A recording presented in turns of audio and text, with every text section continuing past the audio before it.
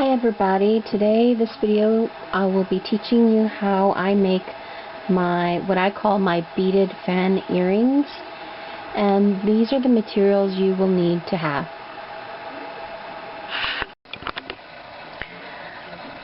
You're going to need a number 7 crochet hook, a needle to finish off your earrings, some type of beading needle that will go through the beads that you're going to be using. I use this wire, jewelry wire, and I just cut a piece off and bend it in half and then loop the thread through it, and I'll show you how I do that. You're going to need some crazy glue or some type of glue to adhere your string to the bead, and you're going to need 2 hanks of embroidery floss. Your 2 beads that you're going to use, they can be round flat beads like these, or they can be round. I don't know what size these are, I'm sorry. Whatever bead you decide to use is fine, it doesn't matter. And 2 jewelry hooks for your earrings, and also I don't have it here, but you will probably need some jump rings as well. So let's get started. To get started, you're going to take your beading needle that you have, and this is just a piece of wire, jewelry wire that I have, and you're going to eye-slip it right in between those 2 legs, and then just let it hang like that, because all I'm going to use it for right now is to just slip it on to the bead, and I don't have to worry about whether the head is big enough or not. It just slips right in because it's thin enough. Now if you use one of these one of these needles, you might end up with something that, if I took this thread out, although it looks like it's going to go through, it doesn't. Not all needles are made the same, so you just need to find the right needle. If you know that this happens, you probably have a needle that will work. This one doesn't, so that's why I don't use this one. This one I just use to finish off my earrings, my work. So what you want to do is you want to slip it on to your beading needle, and then slip that. Use your needle to slip it onto the bead.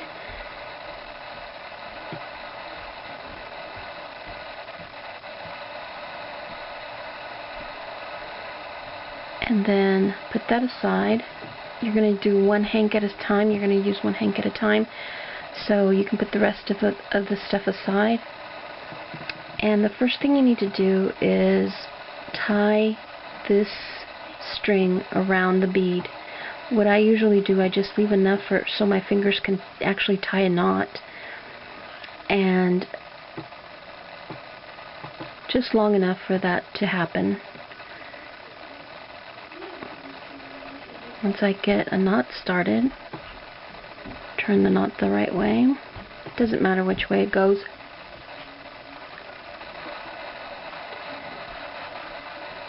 And I make sure that this part of the thread is coming above the bead, and then snug it up tight, and then make another knot. And I try to keep the knot towards the hole, just so it'll conceal it a little bit better. It doesn't have to be perfect, it doesn't have to be completely snug, but I can usually do a good job about getting it to snug up to the bead itself. So there you go, that's the way it should look. And it gets blurry if I get closer, sorry about that, you guys. And from here you're going to take your crochet hook, and we're going to start crocheting. So what you can do is you can go over your tail, so you don't have to cut it off and run the risk of actually having it untie.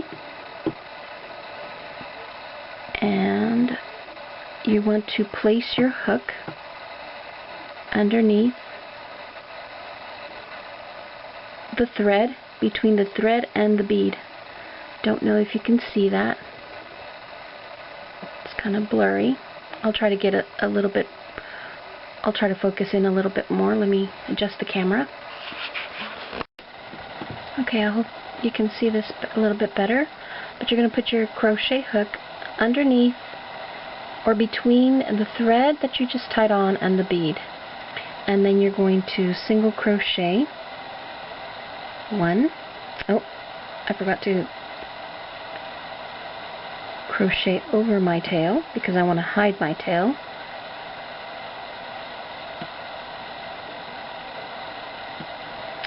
It's a little tricky trying to get it in there, but it's not impossible.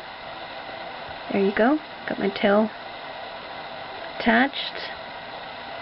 Here's my first single crochet, and you just keep crocheting, single crocheting the first row all the way across until you feel that it is long enough,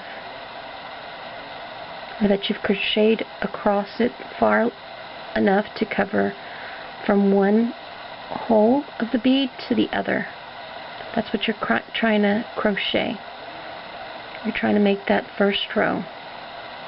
So that's 3, 4, excuse me,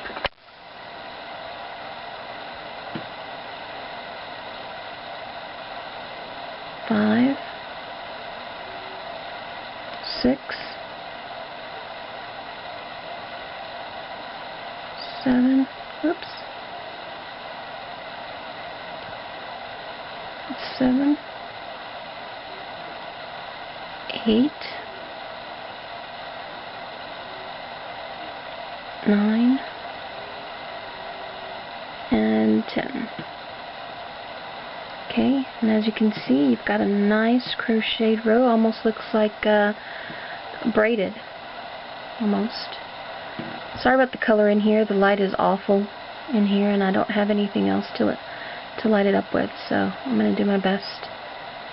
So from here, you want to chain 2, and you can go ahead and snip off that part, being careful not to cut the rest of your string off. Okay.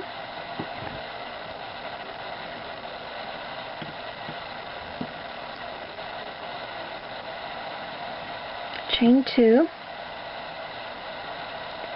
and here we're going to turn our work, and we're going to double crochet 2 double crochets in each stitch from the previous row.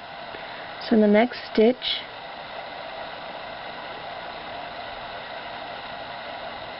one, and chain 3 counts as 1, so that one already has 2. And in the next single crochet stitch, you double crochet twice into that one.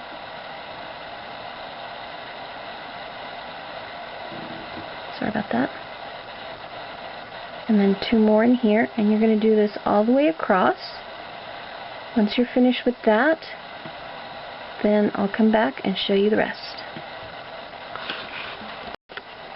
Okay, I'm back, and I finished my second row of my first row of double crochet, my second row for this bead earring. And it just depends on the size of your bead. It depends on how many stitches you have to do across.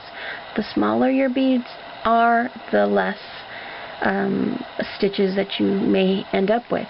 So it just depends on your bead. This can be very versatile. So if you want to stop, you can. If you have a small bead and you want a small earring that you want to make, this is where you can stop. But if you don't, if you want to keep going, you can do another row. And here is how you do it. You just do it exactly the same way we started the other one. Just chain 2, turn your work, and then here, instead of crocheting 2 into every stitch, you're going to crochet one double crochet into the first stitch, and one double crochet into the first stitch, and then 2 into the second.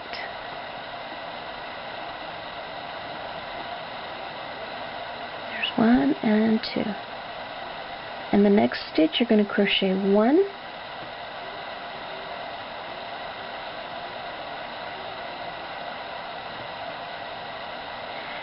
and the next one 2.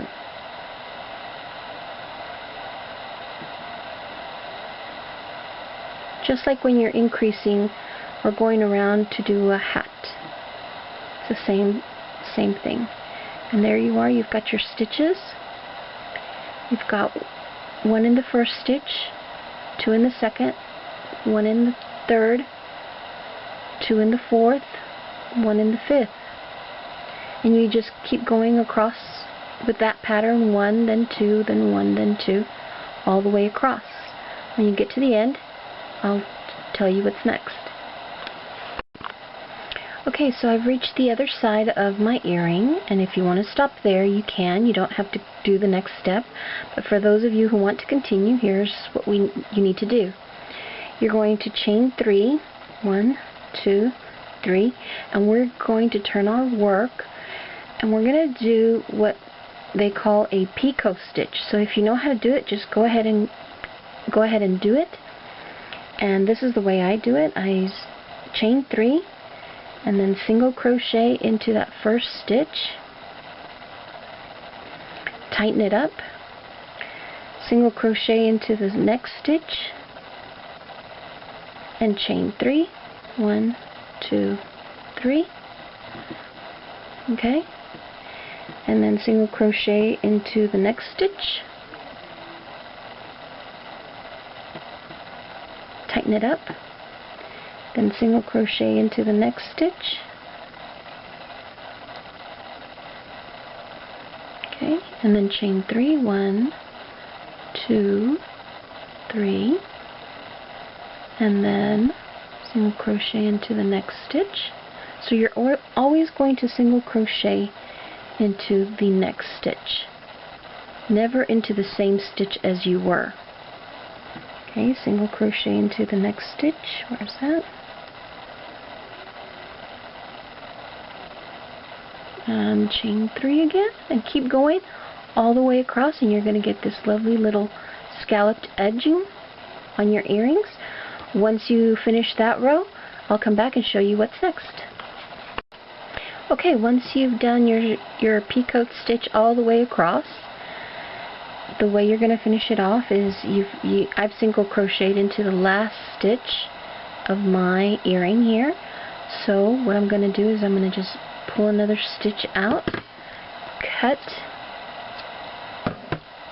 my thread, and this is what I had left for my thread. Not very much. Quite a bit because of the size of the hank, but not enough probably to make another earring. So that's why I say you need 1 hank of threading this type of thread per earring. And then all you have to do is pull out your loop and secure it. Then use your needle, whatever needle you chose, to hide your thread. This is just the way I do it. And I usually just poke into the earring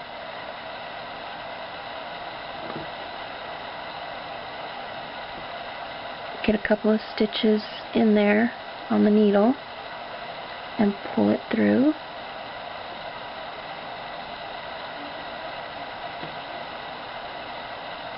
If you don't like to do that, just do it the way you like to finish off things, and it'll be just fine. And that's all I do, just those couple of stitches, and then I'm good with that. And then I snip off the extra, and you won't even be able to tell that is there or where it ended. Now if you don't like your bead to swing around, then you glue it down with the crazy glue. But if you like the way it spins around, which is kind of cool, just leave it like that. You don't have to glue anything down, but I use super glue on my earrings, and just to make them stay. Sorry, I shook the table. I'll try to get this off there. And this probably won't work because I haven't used the glue in a while, so I'm afraid to spill it all over the project. But you just run a line of glue at the edge of your earring, and then I move it over and attach it like that, and it stays permanently, just like these other earrings here. Let me show you one that I have, and it is glued on there. So, and this is just the variegated one. This is a solid colored, I don't know if the color is coming out true on here, but it's supposed to be like a magenta color. And those are my beaded fan earrings. And then you just attach your earring findings to the top here or here. There's no way of attaching it this way unless you come up with something else, but that's the way I use it. And of course attach it to the opposite side when you make your opposite earring, so that you'll have a matching pair. I hope you like this video. Don't forget to subscribe and like the video. Thank you for watching, and enjoy. Bye-bye.